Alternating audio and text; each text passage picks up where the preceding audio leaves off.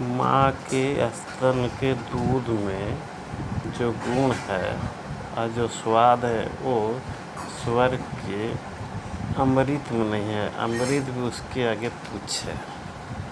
माता पिता के वाक्य में उनके आदेश का जो अर्थ है वो अर्थ वेद पुराण शास्त्र में भी नहीं है। माता पिता का आज्ञा वेद पुराण संत के आज्ञा से भी ऊपर है और शिरोधार्य है। माता पिता के स्नेह के ममता के छाँव में जो सुख और आनंद है वो श्री हरि विष्णु शंकर भगवान इनके गोद में भी नहीं है।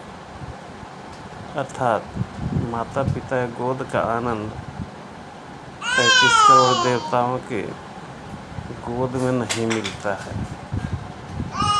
इसलिए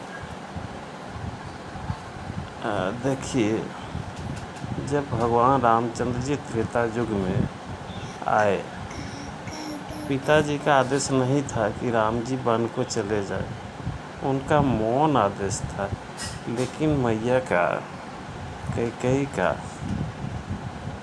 आदेश को मान के प्रभु घोर कष्टदायक 14 साल का वनवास को स्वीकार कर दिए। भाई, ये हम सब जानते हैं। क्यों कि माता पिता का आदेश को मानना हम सबका परम कर्तव्य है। और द्रोह जंगल भयंकर जंगल झाड़ में भगवान क्या कष्ट सहे ये सब हम लोग जानते हैं।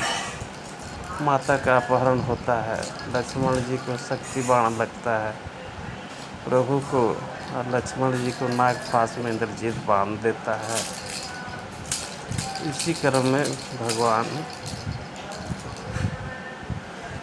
कितना दुख सहते हैं। अंतिम में तो दुख का हद ही हो जाता है। मैया का अपहरण होता है, उनका उद्धार होता है। तो ये जो संत महात्मा कहते हैं कि माता पिता का आज्ञा में जो रहस्य छिपा हुआ रहता है, जो गुण है और उसका पालन करने में जो सुख है, वो वेद पुराण शास्त्र में भी खोजने से नहीं मिलेगा। और फिर भगवान जब 14 साल का वनवास पूरा करके आते हैं तो पुनः वही संसार मिलता है। केवल नहीं मिलता है तो महाराज दशरथ जी का सानिध्य, लेकिन अखंड राज मिलता है अयोध्या जी का। तो हम सब का यही कर्तव्य है कि माता पिता